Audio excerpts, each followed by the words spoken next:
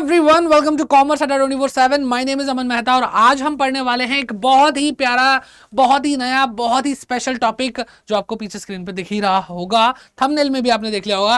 Class 11th के लिए accountancy subject में जीएसटी पढ़ेंगे हम। सर अभी तो आपने डेबिट क्रेडिट के रूल बताए थे, सारी चीजें पढ़ाई थी, अब एकदम से जीएसटी कहां से आ गया? तो बेटा हाँ, अकाउंटेंसी के अंदर जीएसटी भी पढ़ना पड़ेगा आपको क्लास 11th में, क्योंकि जो भी खरीदना बेचना सेल परचेज होता है, क्योंकि आपने डेबिट क्रेडिट के रूल पढ़े हैं। इसके बाद हम जर्नल एंट्री सीखेंगे, किस तरह से डेबिट क्रेडिट के अकॉर्डिंग हम बुक्स ऑफ अकाउंट में चीजों को रिकॉर्ड करते हैं। तो जर्नल एंट्री के थ्रू रिकॉर्ड करते हैं और उस जर्नल एंट्री में हम खरीदेंगे बेचेंगे तो वहां पे जीएसटी लगेगा चीजों पर, और जब चीजों पर जीएसटी लगेगा तो उसकी भी हमें जर्नल एंट्री करनी पड़ेगी। तो इसलिए हमें जीएसटी को समझना पढ़ना बहुत जरूरी है।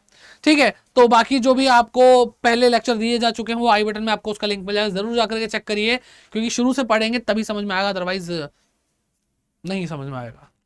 ठीक है, तो सबसे पहले देखते हैं कि मीनिंग क्या है जीएसटी का। जीएसटी का फुल फॉर्म क्या है? Goods and services tax.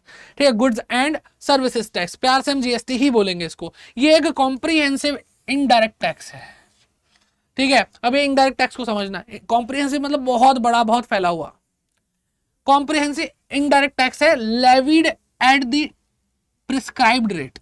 Levy word बेटा आपने शायद पहली बार सुना होगा, हर सब्जेक्ट का एक अलग ही टर्मिनोलॉजी चल रही होती है। तो टैक्स के अंदर लेविड वर्ड आप सुनेंगे, इसका मतलब होता है इनडायरेक्ट टैक्स लेविड, लगाया जाता है, यानी इनडायरेक्ट टैक्स जो है जीएसटी जो है वो लगाया जा रहा है। टैक्स क्या होता है? लगाया जाता है ना।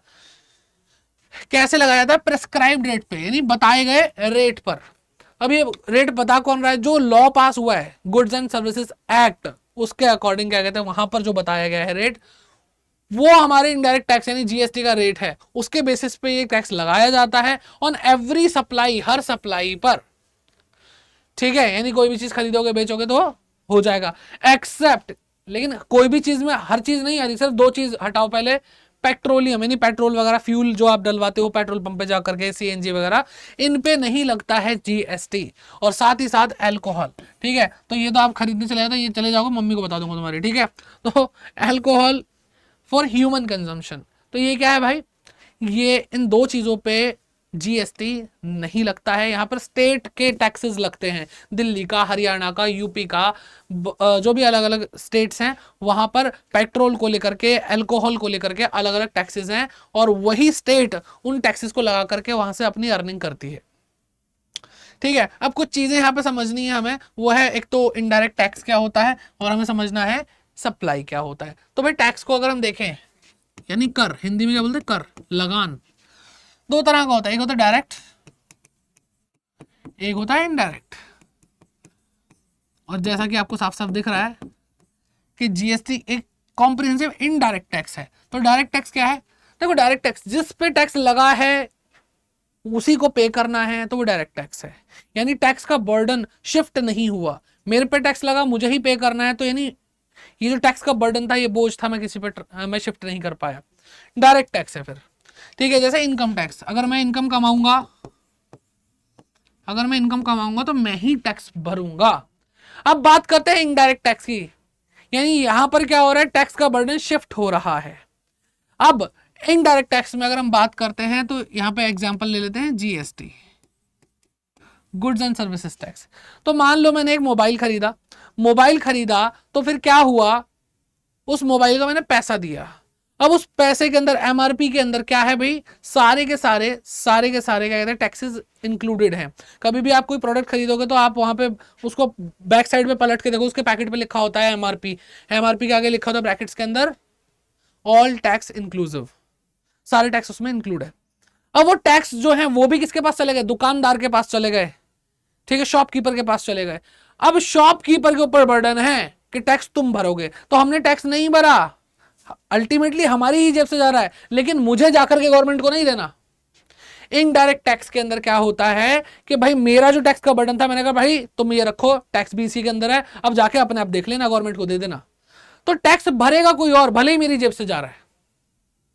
तो इसलिए क्या हुआ? मेरे टैक्स का बर्डन किसी और पे लग गया, टैक्स मुझ पे लगा, मेरे पैसे गए, लेकिन भर कोई और रहा, मैं गवर्नमेंट को जाके जीएसटी नहीं दे रहा हूं। ये बात समझ में आ रही है? तो ये होता है डायरेक्ट और इनडायरेक्ट टैक्स का फर्क। और जीएसटी क्या है? इनडायरेक्ट टैक्स है, क्योंकि नाम में ही देखो, गुड्स एंड सर्विसेज टैक्स। तो मैं कोई वस्तु खरीदूं या मैं कोई सर्विस लूं, उस पे जो टैक्स लगेगा वो मैं दे तो रहा हूं अपनी जेब से, लेकिन गवर्नमेंट को मैं भरने नहीं जा रहा हूं। गवर्नमेंट को कौन देगा भाई? जो शॉपकीपर है, जो सर्विस प्रोवाइडर है, वो देगा। आई होप यहां तक बात समझ में आ गई। अब बात करते सप्लाई की। तो भाई जीएसटी के अंदर ना हम ये सेल परचेज वर्ड इतना ज्यादा यूज नहीं करते हैं, हम वर्ड यूज करते हैं सप्लाई। अगर मैंने आपसे कोई प्रोडक्ट खरीदा है या मैंने आपको कोई प्रोडक्ट बेचा, दैट मीन्स मैंने सप्लाई की है, ऐसे ही बोलते हैं, ठीक है। और सप्लाई पे ही जीएसटी लग रहा है। सप्लाई वर्ड ऐसा वर्ड है जो बहुत सारी चीजों को कवर कर रहा है। टैक्स का जो लॉ है या कोई भी लॉ है, जब लिखा जाता है बहुत समझदारी से लिखा जाता है, ठीक है। फिर बात करते हैं कि अगर मैंने सर्विस प्रोवाइड करी, उसको भी सप्लाई बोलते हैं। जैसे जैसे जैसे आपको किसी ने क्या कहते हैं,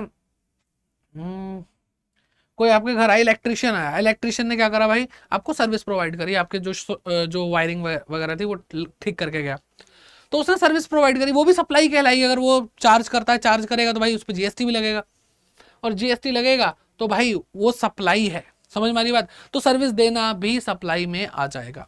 तो आपको समझ में आ गया होगा कि एक इनडायरेक्ट टैक्स है जीएसटी, बहुत ही कॉम्प्रिहेंसिव है, बड़ा है, लगाया जाता है जो टैक्स के लॉ में हमें बताया गया है कितने रेट पर लगाया जाना है, और सप्लाई पर लगाया। सप्लाई को मैंने अच्छे से एक्सप्लेन कर दिया। पेट्रोल पे और अल्कोहल पे नहीं लगता है, ठीक है। यहां तक सारी बातें क्लियर है भाई? कमेंट सेक्शन में बताते हुए चलना। अब बात करते हैं कि जीएसटी वर्क कैसे करता है। जीएसटी वर्क करता है भाई, देखो मैंने यहाँ पे 3 बंदे लिए एबीसी, और मान लो ये बी जो है, ये है हमारा बंदा है जो भाई बिजनेस कर रहा है, तो इसका बिजनेस है, तो हम इसी के लिए अकाउंटिंग कर लेते हैं जीएसटी के अकॉर्डिंग।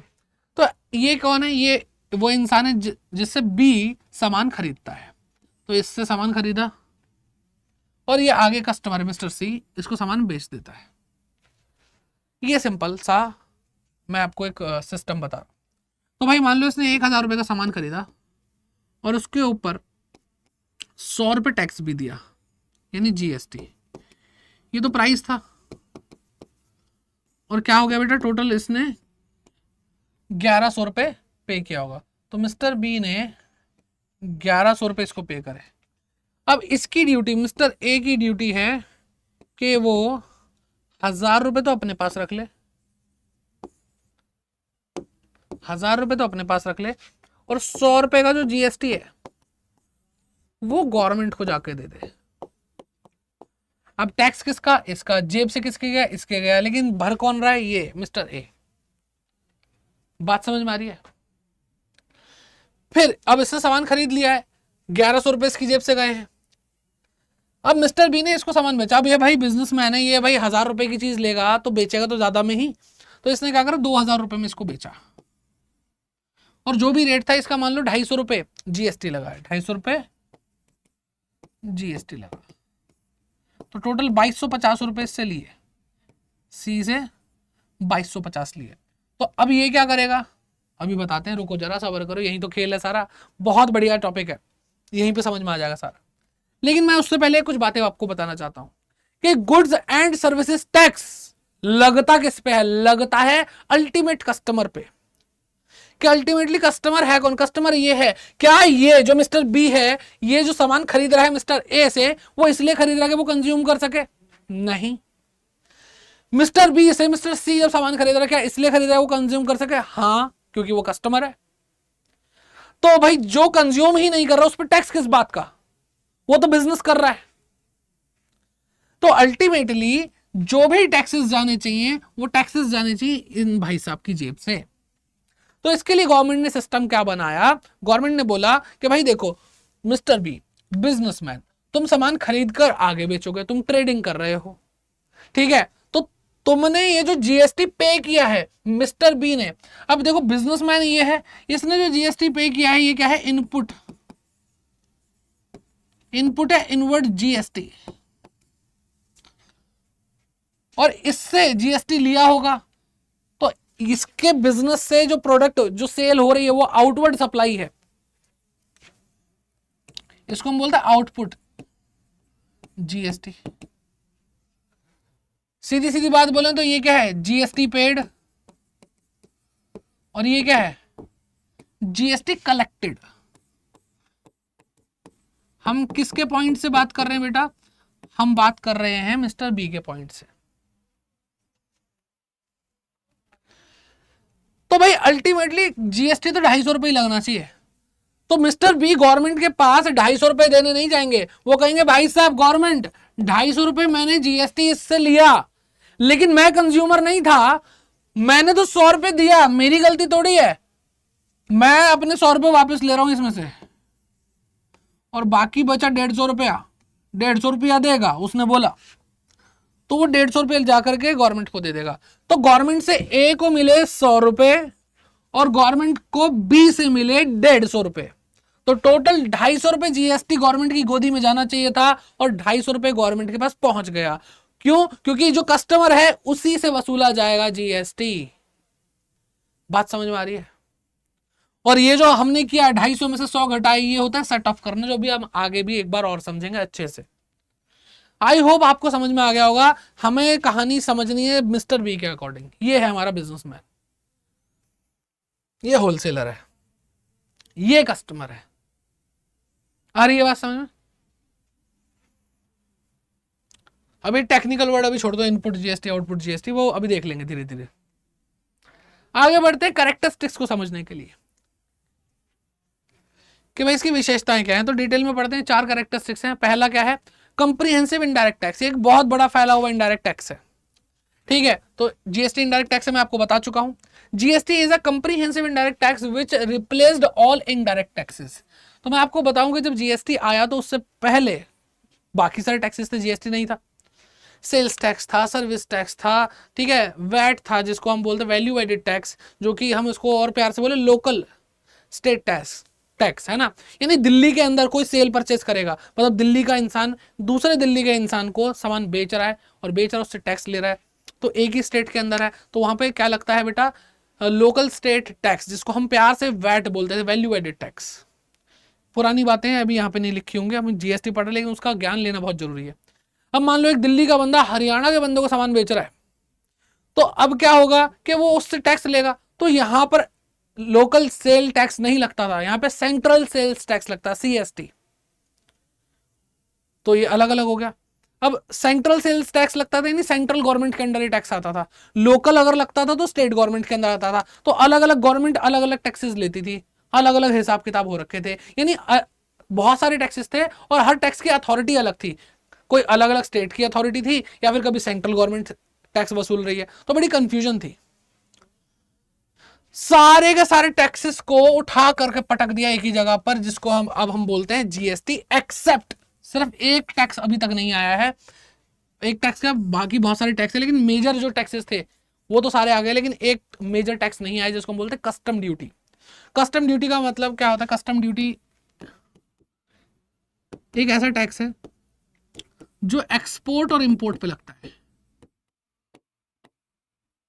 एक्सपोर्ट इंपोर्ट समझते हो? यानी देश के बाहर से सामान लाना ले जाना, देश के बाहर से सामान खरीदेंगे बेचेंगे तो वहां पे क्या लगता है बेटा? कस्टम ड्यूटी लगता है। वहां पे अभी भी जीएसटी पूरी तरह से नहीं आ पाया है, तो इसलिए कस्टम ड्यूटी जो टैक्स है वो अभी तक जीएसटी का पार्ट नहीं है। बाकी जितने भी मेजर टैक्सेस थे वो सब जीएसटी का पार्ट बन चुके हैं, ठीक है। और क्या क्या नहीं हुआ है? जो अल्कोहल पे टैक्स लगता है वो नहीं हुआ, वो मैंने आपको बता दिया था, ठीक है। पेट्रोलियम प्रोडक्ट पे जो लगता है टैक्स वो नहीं हुआ है, और लोकल बॉडीज के कुछ टैक्सेस हैं, लेकिन मेन तो सारे जीएसटी में आ चुके हैं। तो इसलिए जीएसटी अब बहुत बड़ा टैक्स बन चुका है, ठीक है, फैला हुआ टैक्स। आई होप यहां तक समझ में आ गई बात। फिर बात करते हैं, जीएसटी एक वैल्यू एडेड टैक्स है। अब मैंने आपको बोला कि वैल्यू एडेड टैक्स हुआ करता था, दैट मीन्स अब वो जीएसटी है। तो जीएसटी के अंदर वैल्यू एडेड टैक्स के भी गुण हैं। अब ये वैल्यू एडेड टैक्स का मतलब क्या होता है? बहुत सिंपल है कि जैसे अभी हमने पिछला एग्जाम्पल लिया कि इसने 1000 रुपए की चीज 2000 रुपए की बेची, तो अब होगा क्या कि इस 1000 रुपए पर टैक्स लग चुका है, तो इसमें क्या है? 1000 रुपए इसकी कॉस्ट है, इसने एक्स्ट्रा 1000 रुपए और लगाए हैं, तो जो टैक्स लग रहा है वो एक्स्ट्रा 1000 रुपए पर लग रहा है। कितना? 150 रुपए। बात समझ में आ रही है कि भाई गवर्नमेंट ने बोला कि 2000 रुपए पर ही 250 रुपए टैक्स देगा, लेकिन ये पूरे 2000 रुपए टैक्स क्यों लेंगे? क्योंकि 1000 रुपए पर पहले लग चुका है, इसलिए 250 में से ये वाले टैक्स माइनस हुआ, और जो 1000 से के अलावा जो 1000 एक्स्ट्रा इसने इंक्रीज किया, जो वैल्यू ऐड करी, उस पर 150 रुपए टैक्स लगा है। तो इसलिए वैल्यू एडेड टैक्स, आपको लग रहा होगा 250 रुपए टैक्स लगा, लेकिन एक्चुअल में 150 ही टैक्स लगा है, क्योंकि ये 100 रुपए तो यही रख लेगा ना वापस अपने,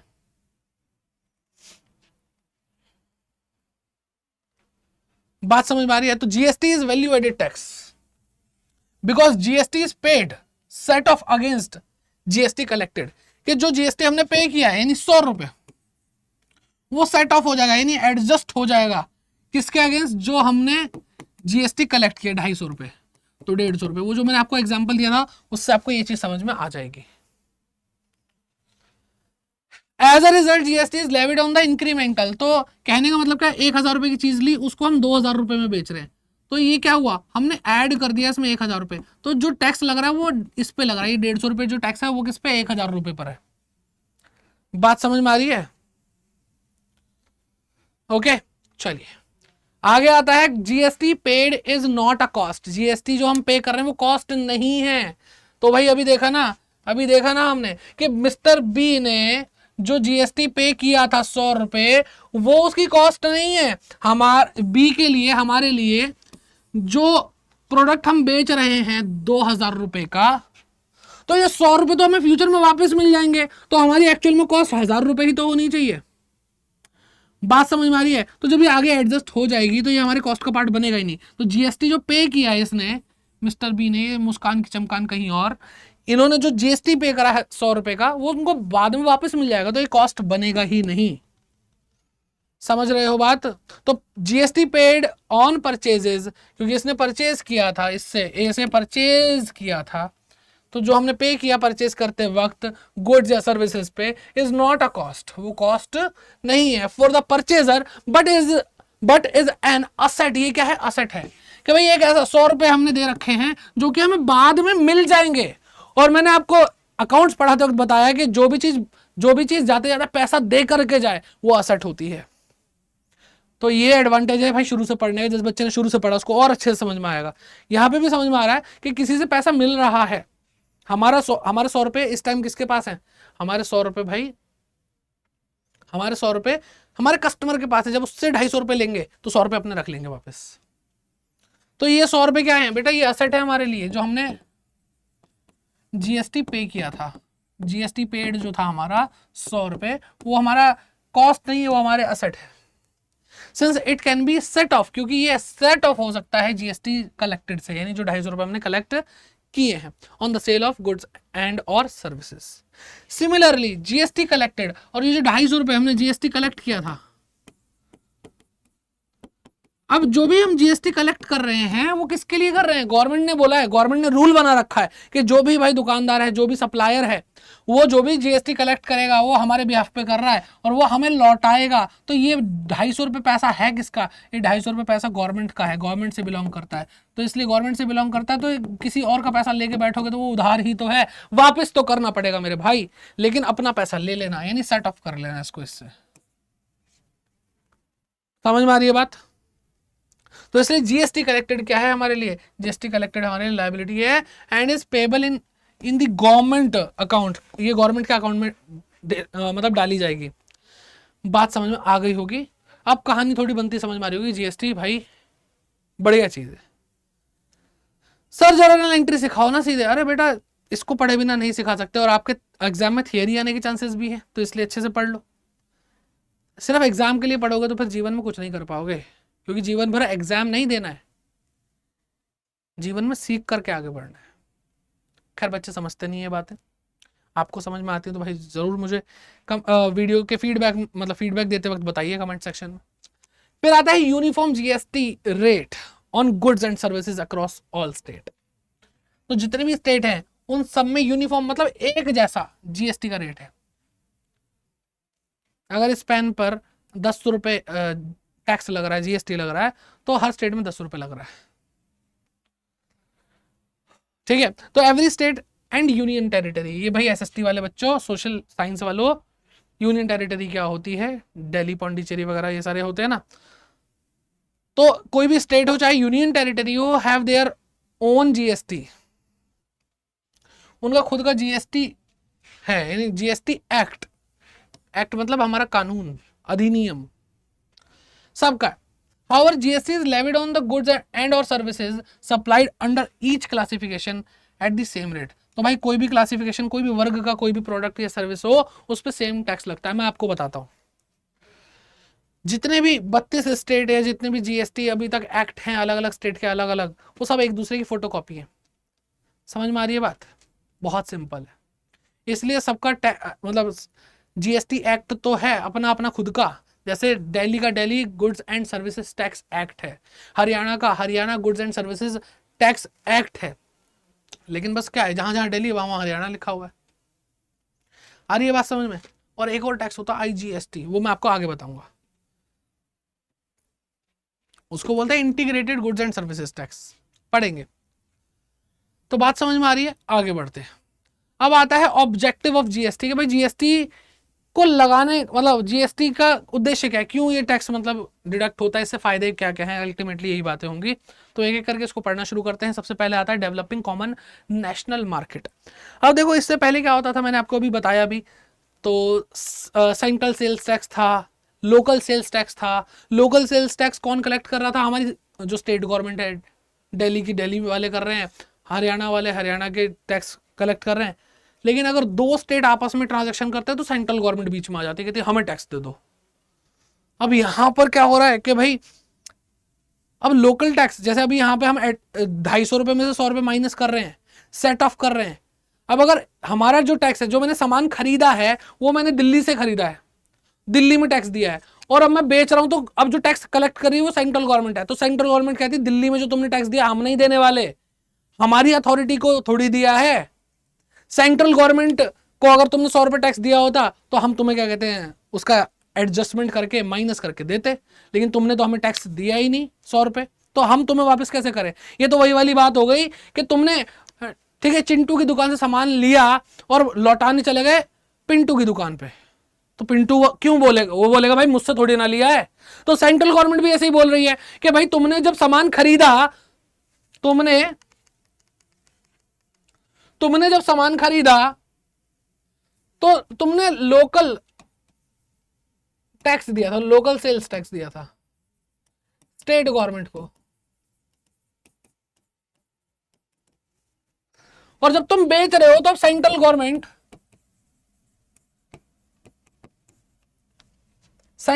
टैक्स ले रही है, तो तुम कह रहे हो कि जो स्टेट गवर्नमेंट को हमने टैक्स दिया उसकी एडजस्टमेंट करके दे दो। क्यों दे दे भाई? तो ऐसे बहुत लफड़े चल रहे थे। तो इन्होंने क्या करा, इन्होंने एक ही टैक्स बना दिया, और एक ही टैक्स बनाने से क्या हुआ, एक नेशनल कॉमन नेशनल मार्केट बन गई जीएसटी की वजह से। बात समझ में आ रही है? तो GST is levied eight same rate on similar goods and services in all the states and union territory. तो जितने भी भारत के अंदर स्टेट्स हैं, यूनियन टेरिटरीज हैं, उसके अंदर सब में जीएसटी ही जीएसटी लग रहा है, और एक ही अथॉरिटी है। बात समझ में आ रही है?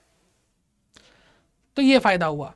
फिर बात करते हैं आगे, ईज ऑफ डूइंग बिजनेस। अब भाई जब इतने लफड़े ही नहीं है कि किसको पहले किसी और को टैक्स दे दिया, अब किसी और को टैक्स दे रहे हैं, फिर एडजस्टमेंट हो नहीं रही है, तो भाई बिजनेस में नुकसान होता है। अब अगर मान लो ये 100 रुपए इसको इस मिस्टर बी को वापस ना मिले, तो भाई इसकी जो कॉस्ट है वो 1000 रुपए नहीं 1100 रुपए हो जाएगी, तो बिजनेस करना मुश्किल हो जाएगा ना, बिना वजह कॉस्ट बढ़ रही है। तो इसलिए जैसे ही जीएसटी आया, जो बिजनेस करना है ना वो आसान हो गया।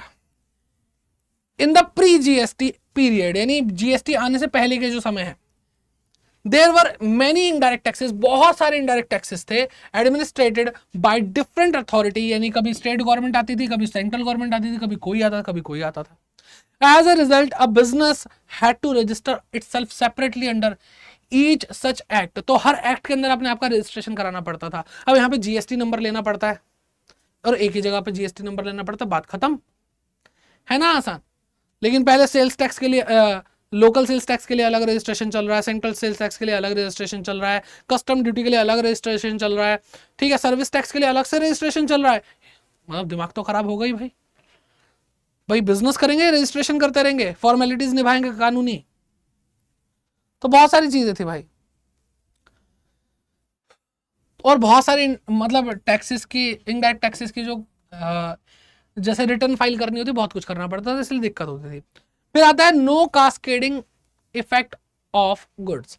तो देखो मिस्टर बी की बात कर रहे हैं, बार बार हम कहाँ उस स्लाइड पे जाते रहेंगे, मिस्टर ए, मिस्टर बी और मिस्टर सी। अब इसने सामान बेचा 1000 प्लस 100 रुपए, इसने सामान बेचा 2000 प्लस 250 रुपये, ठीक है, ऐसे बेचा। अब जब जो गवर्नमेंट है वो ये वाला टैक्स देगी ही नहीं, तो अल्टीमेटली ये क्या हुआ, 1000 प्लस हुए, यानी 1000 ये था, इसमें 1000 और ऐड हुए, तब जाके 2000 रुपये हुए। और ये जो 250 रुपये 2000 रुपये पर टैक्स है। अब अगर 250 रुपये में से 100 रुपये माइनस नहीं हुए तो एक बार तो इस 1000 रुपये पर यही टैक्स लग गया।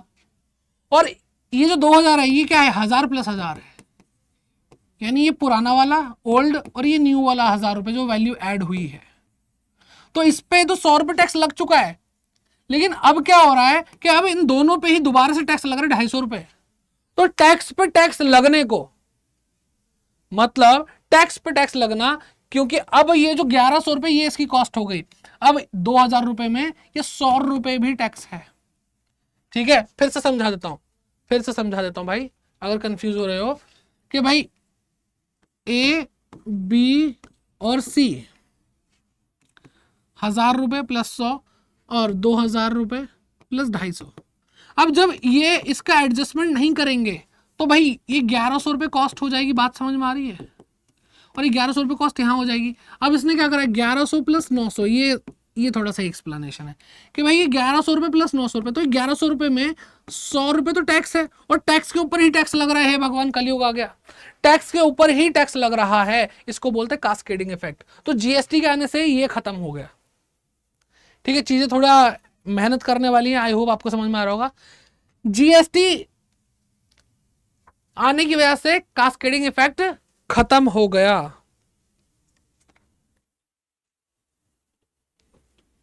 ठीक है, चलिए, आई होप ये चीज समझ में आ गई, कास्केडिंग इफेक्ट खत्म होता है जीएसटी के आने से, और टैक्स पर टैक्स नहीं लगता है। फिर आता है to simplify indirect tax regime by having one tax and fewer rates of taxes. अब एक ही टैक्स है, ठीक है, नॉर्मली अगर हम बोले तो बड़े बड़े सारे टैक्स खत्म हो गए, अब एक ही टैक्स है, वो है जीएसटी। तो इसलिए जो हमारा इनडायरेक्ट टैक्स का रिजिम है, यानी जो इनडायरेक्ट टैक्स की दुनिया है, वो सिंप्लीफाई हो गई, और जीएसटी के अंतर्गत कुछ ही रेट्स हैं, अब ज्यादा है भी नहीं। ठीक, फिर आता है बेटर टैक्स मैनेजमेंट। अब यहां पर जैसे ही जीएसटी आया तो भाई यहाँ पे कंप्यूटर टेक्नोलॉजी का बहुत अच्छा सहारा लिया गया, और सारा का सारा एक ही पोर्टल पे, एक ही सॉफ्टवेयर पे, एक ही वेबसाइट पर सारी चीजें आपको दिख जाएंगी। आपने जीएसटी कितना पे करा है, कितना कलेक्ट करा है, और गवर्नमेंट को आपने कितना पे कर दिया, ठीक, और उसका कैसे सेट ऑफ हुआ है, सारी चीजें एक ही जगह पे पता चल जाएंगी आपकी। तो बहुत ही ज्यादा बेटर टैक्स मैनेजमेंट हो गया, और हर चीज कंट्रोल हो गई, क्योंकि कंप्यूटराइज है, तो कोई चोरी करने का मतलब लफड़ा नहीं है। टैक्स एवेजन का मतलब टैक्स चोरी करना, तो टैक्स चोरी नहीं हो रहा। अब टैक्स चोरी नहीं हो रहा तो भाई गवर्नमेंट को ज्यादा मिल रहा है।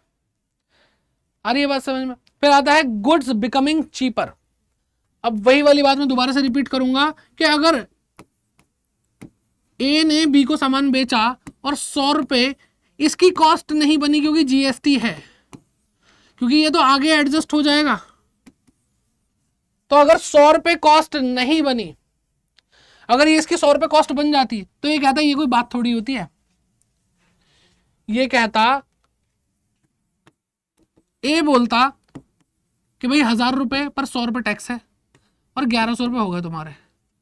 अगर बेटा जीएसटी है तो बी इसकी टेंशन नहीं लेगा, कहेगा 100 रुपये जब मैं आगे कस्टमर को बेचूंगा तो 100 रुपये उसमें से रख लूंगा और बाकी 150 रुपये मैं गवर्नमेंट को दूंगा। लेकिन अगर मान लो जीएसटी नहीं है, तो जीएसटी नहीं है तो ये जो कॉस्ट दी ये तो दी, जो टैक्स दिया वो भी कॉस्ट बन गया। तो इसने तो सोच रखा था कि मैं 1000 रुपये और ऐड करूंगा और 2000 रुपये का बेचूंगा, लेकिन अगर यहां पे ये कॉस्ट आ गई, कहेगा मैं भाई अब 2100 रुपये का बेचूंगा, तो बिना वजह क्या हुआ, इसने अपने प्राइसेस, अपने प्रोडक्ट के प्राइसेस को बढ़ा दिए। क्यों? क्योंकि जो टैक्स है वो कॉस्ट का ही पार्ट बन चुका है। ये बात तो गलत है, ठीक है, ये बात तो गलत है, ठीक है। Since GST paid is set off against GST collected, कि जो जीएसटी कलेक्ट करो उसमें से जीएसटी पे जो आपने किया वो माइनस कर सकते हो। GST does not have cascading effect, इस वजह से जीएसटी का कोई कास्केडिंग इफेक्ट नहीं होता, और इस वजह से फिर चीजें सस्ती हो जाती है, नो डाउट। फिर आता है अट्रैक्टिंग फॉरेन इन्वेस्टर। अब भाई जब इंडिया के लोग दुखी हो जाएंगे आपस में बिजनेस करने में, तो भाई फिर तो दिक्कत है। लेकिन जीएसटी आने से इंडिया में बिजनेस करना आसान हो गया, तो बाहर से भी लोग आएंगे, इन्वेस्टर्स आएंगे और अपने यहाँ पर चीजों में इन्वेस्ट, अपने बिजनेसेस में इन्वेस्ट करेंगे यहाँ पर, ठीक है। तो उससे क्या होगा फिर, ऑब्वियसली फिर जीडीपी भी बढ़ेगी। तो आ गई जीडीपी, अपलिफ्टिंग जीडीपी।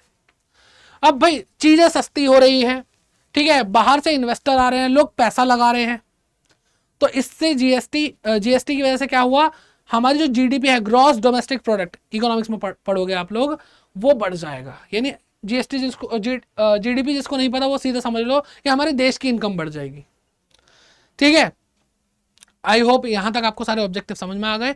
अब बात करते हैं जीएसटी के टाइप्स की। तो भाई जीएसटी के 3 टाइप आप समझ सकते हो, एक है सीजीएसटी, एक है एसजीएसटी या फिर यूटीजीएसटी बोल सकते हैं, और एक है आईजीएसटी। तो जो सीजीएसटी और एसजीएसटी है वो बेटा कहां लगता है, वो सप्लाई पे लगता है। सर ये तो बात बता दी, सारी चीजें सप्लाई ही तो है। कौन सी सप्लाई है, intra state supply. Intra state का मतलब होता है एक ही स्टेट के अंदर, यानी अगर दिल्ली से दिल्ली में ही सामान बेचूंगा तो वो क्या कहलाती है बेटा, इंट्रा स्टेट सप्लाई कहलाती है। क्या कहलाती है, इंट्रा स्टेट सप्लाई कहलाती है। तो जब दिल्ली से दिल्ली में सामान बेचूंगा तो 2 टैक्स लगेंगे, एक सीजीएसटी लगेगा और एक एसजीएसटी लगेगा। सर ये तो गलत बात है, 2 टैक्स लगेंगे। नहीं बेटा, कोई गलत बात नहीं है, बल्कि आप इसको इस तरीके से समझो कि भाई जो टैक्स लग रहा है वो 2 टुकड़ों में लग रहा है, कि ये वाला सीजीएसटी, इसकी फुल फॉर्म क्या है, central goods and services tax, ये हिस्सा सेंट्रल गवर्नमेंट के पास जाएगा। ये क्या है, state goods and services tax, ये हिस्सा स्टेट गवर्नमेंट के पास जाएगा, ठीक है। तो इसलिए इस तरीके से 2 करके लगाते हैं टैक्स। अगर आपका स्टेट नहीं है तो क्या है, यूनियन टेरिटरी है, तो उसको हम यूटीजीएसटी बोल देते हैं। जैसे पौंडीचेरी क्या है, पौंडीचेरी और दिल्ली के अंदर वैसे स्टेट जीएसटी लगता है, बाकी जो यूनियन टेरिटरीज हैं उसमें यूटीजीएसटी लगेगा, एसजीएसटी नहीं लगेगा। खैर इतना टेंशन लेने वाली बात नहीं है। अब बात करते हैं इंटर स्टेट सप्लाई की। इंटर स्टेट सप्लाई का मतलब कि मैं दिल्ली में हूं और मैं हरियाणा में सामान बेच रहा हूं, 2 अलग अलग स्टेट हैं, इंटर स्टेट, ठीक है। तो ये same with in same state,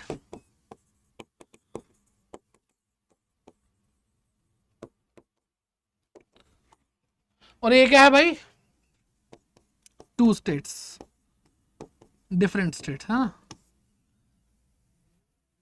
वहां पे एक ही टैक्स लगेगा और उस टैक्स का नाम होगा आईजीएसटी, इंटीग्रेटेड। इंटीग्रेटेड का मतलब क्या होता है, जुड़ा हुआ, integrated GST, integrated goods and services tax. अब आप कहोगे सर यहाँ पे तो एक ही टैक्स लग रहा है, ये बढ़िया है ना। नहीं बेटा, बढ़िया नहीं है।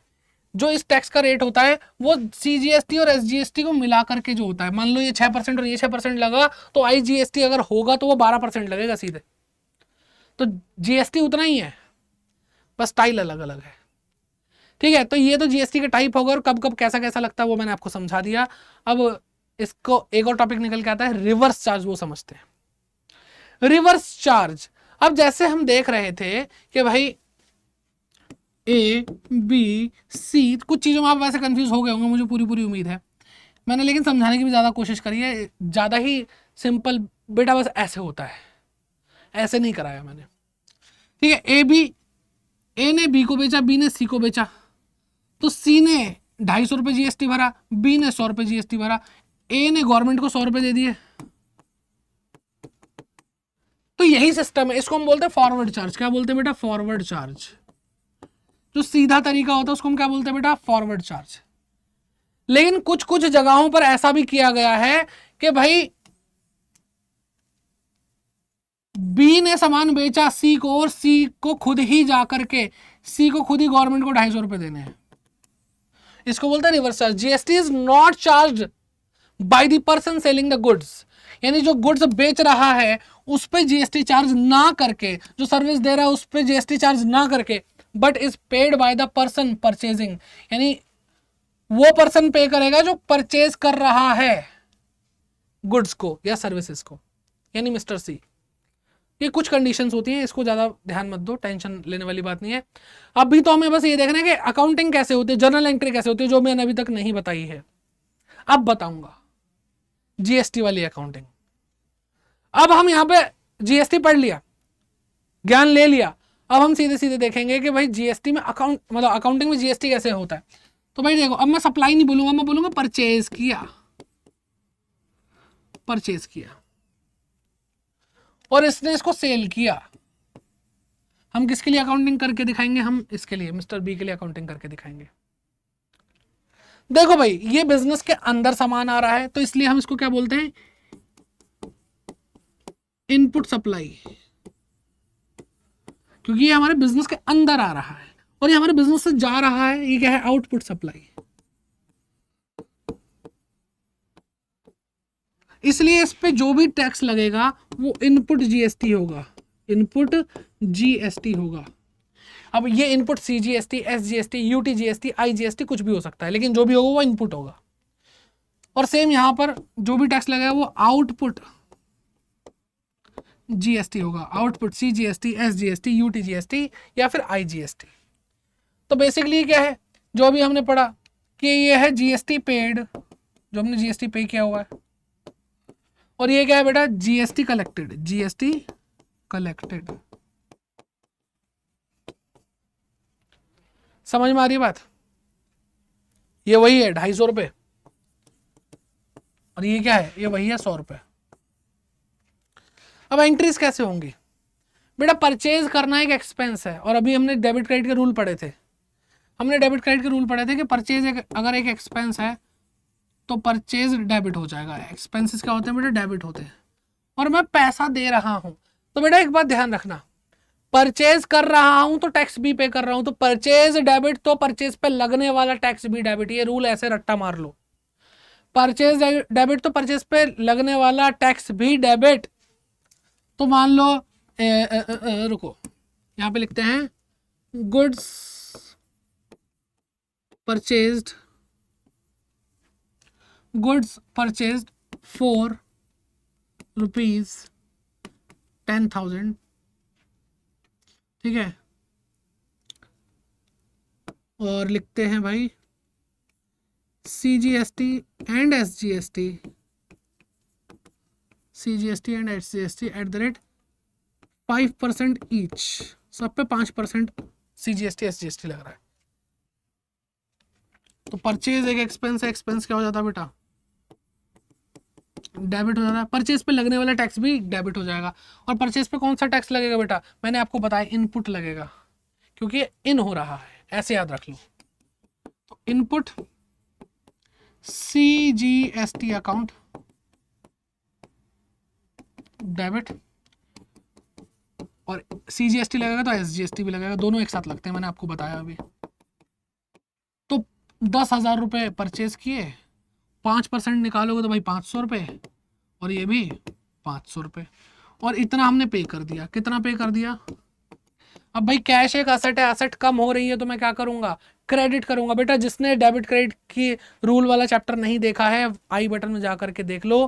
पहले डेबिट क्रेडिट सीखना बहुत ज़्यादा जरूरत है, बहुत जरूरी है, बहुत ज़्यादा। ठीक है, तो क्या हो गया बेटा? 11,000 रुपये उसने पे किया है। बात समझ में आ रही है कि हमने परचेज की एंट्री कैसे करी? आसान है। अब अगर हम सेल करते, लिखा है भाई, लिखो सेल, सेल्स ऑफ गुड्स ₹20,000,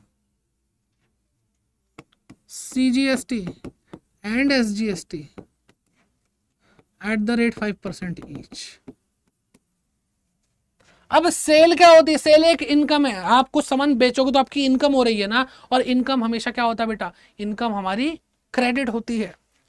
और भाई मेरे पास कैश भी तो आ रहा होगा, तो कैश अकाउंट पहले डेबिट कर दो, क्योंकि कैश आ रहा है यानी बढ़ रहा है। कैश एक असेट है, असेट बढ़ रही है तो डेबिट करूंगा मैं। 2 सेल्स अकाउंट। अब सेल्स कितने की है बेटा? 20,000 रुपए की, 20,000 रुपए की सेल्स है। और क्या होगा इसके अंदर? अब मैंने आपको क्या बताया कि सेल्स हमारी इनकम है। इनकम क्या हो रही है बेटा? क्रेडिट हो रही है। सेल्स क्रेडिट, सेल पे लगने वाला टैक्स भी क्रेडिट, बात खत्म। और सेल पे कौन सा टैक्स लगेगा बेटा? सेल्स पे लगेगा आउटपुट टैक्स। सेल देखा, output CGST account to output SGST account. 5% निकालोगे 1,000 रुपए आएगा। कितना आएगा? 1,000। ठीक है, तो कितना हो गया टोटल? 20,000 और 21 और 22,000 रुपए टोटल हमें मिले होंगे। ठीक है, अब वो बाद की बात है, सारी चीज़ें हो जाएंगी कि जो हमने 2,000 रुपये कलेक्ट करा उसमें से हम ये 1,000 रुपये माइनस कर देंगे, कैसे कर देंगे, क्या कर देंगे, सेट ऑफ कैसे होगा। बस अब चैप्टर का अंत है, मैं आपको दिखा देता हूँ, ऐसे होगा सेट ऑफ। कि ये जो इनपुट है, इनपुट क्या है बेटा, कलेक्टेड। इनपुट का मतलब जो हमने कलेक्ट किया हुआ है, collected GST, collected GST, collected GST, sorry पर ये पेड है, सॉरी कलेक्टेड नहीं है, पेड है, पेड जीएसटी जो हमने पे किया और पे किया। और ये क्या है बेटा, हमारी असेट है। जो इनपुट होता है ये हमारी असेट होता है, आउटपुट जो होता है वो क्या होता है बेटा, हमारी लायबिलिटी होता है। और यही रीजन है कि ये लायबिलिटी, और लायबिलिटी जब भी इंक्रीज होती है तो मैं क्या करता हूँ, क्रेडिट करता हूं। और यही रीजन है कि इनपुट अगर असेट है, इसी वजह से ये क्या हो रहा है बेटा, डेबिट हो रहा है। ठीक है, अब ध्यान दो कि आपके पास आपका इनपुट आईजीएसटी पड़ा हुआ है, तो सबसे पहले आप उसको आउटपुट जीएसटी से ही सेट ऑफ करोगे। उसको सबसे पहले कहां से सेट ऑफ करोगे बेटा, आउटपुट जीएसटी से ही सेट ऑफ करोगे। कि भाई अगर आपके पास मान लो 5,000 रुपए का, कितना भाई, 5,000 रुपए का इनपुट आईजीएसटी पड़ा है, इनपुट आईजीएसटी पड़ा हुआ है, तो इसके अंदर आप क्या करोगे, इसके अंदर आप अपना पहले देखोगे कि आपके पास आपने जो कलेक्ट किया था आईजीएसटी, आउटपुट आईजीएसटी, वो है या नहीं है। तो मान लेते हैं कि 3,000 रुपए आउटपुट आईजीएसटी है, तो वो पहले इससे सेट ऑफ हो जाएगा कि भाई ये मैं 3,000 रुपए नहीं दूंगा गवर्नमेंट को, क्योंकि मैंने पहले ही 5,000 रुपए दे रखे हैं और अभी 2,000 रुपए वसूलने बाकी हैं। तो फिर मैं देखूंगा 2,000 रुपए और कहां से वसूलूं, तो सीजीएसटी है क्या मेरे पास, और इसी ऑर्डर में चलना, पहले आईजीएसटी चेक करना, अगर वो है तो उसमें से माइनस करो अपने 5,000 रुपए, फिर अगर आपके पास सीजीएसटी है तो उसमें से माइनस करो। इसको पहले नंबर पे मत रख देना, पहले आईजीएसटी को ही चेक करना है। आ रही है बात समझ में। और इससे सेट ऑफ होने के बाद भी अगर यहाँ पे ये हमारे 5,000 रुपए पूरे वसूल ना हो तो फिर एसजीएसटी में से होगा, और उसके बाद भी ना हो तो फिर बाद में होगा। सेम अब क्या होगा कि हमारे पास इनपुट सीजीएसटी है, तो भाई देखो आईजीएसटी तो पहले आईजीएसटी, सीजीएसटी तो पहले सीजीएसटी, एसजीएसटी तो पहले एसजीएसटी को वसूलेंगे। आ रही है बात समझ में। और सीजीएसटी के केस में पहले सीजीएसटी देखा, और अगर सीजीएसटी से वसूल नहीं हुआ तो फिर आईजीएसटी से वसूल लेंगे। यहां पर एसजीएसटी से सेट ऑफ नहीं होगा कभी भी, इनपुट सीजीएसटी आउटपुट एसजीएसटी से सेट ऑफ नहीं होता। ठीक है, फिर बात करते हैं एसजीएसटी को, एसजीएसटी से सेट ऑफ करा, उसके बाद दूसरा नंबर आईजीएसटी का लगाया, और यहां पर सीजीएसटी से सेट ऑफ नहीं होगा। ये बहुत सिंपल सी बात थी, लेकिन अगर मैं आपको सीधी सीधी बात बोलूं तो ये जर्नल एंट्री करनी आनी चाहिए आपको। अगर ये आ गया तो उसके बाद आपकी बहुत सारी चीजें आसान हो जाएंगी। ठीक है, मेनली आपको ये चैप्टर पढ़ाई इसलिए गया ताकि आप पहले जर्नल एंट्री जीएसटी वाली सीख लें, और जर्नल एंट्री के लिए अलग से आपको वीडियो मिलने वाली है, तो उस पर ध्यान दीजिए। और ये चीज उसमें अब आपको मदद करने वाली है। तो हम आपको सीख के क्या जाना है यहां से, कि परचेज डेबिट होता है तो परचेज पे लगने वाला टैक्स भी, यानी इनपुट टैक्स भी डेबिट ही होगा, क्योंकि ये एक असेट है। और अगर सेल क्रेडिट होती है तो सेल पे लगने वाला जो टैक्स है यानी आउटपुट सीजीएसटी, वो एक लायबिलिटी है, इसलिए वो भी क्या होता है, वो भी क्रेडिट होता है साथ में। परचेज डेबिट तो टैक्स डेबिट, सेल्स क्रेडिट तो सेल्स पे लगने वाला टैक्स भी क्रेडिट। आई होप आपको समझ में आ गया होगा।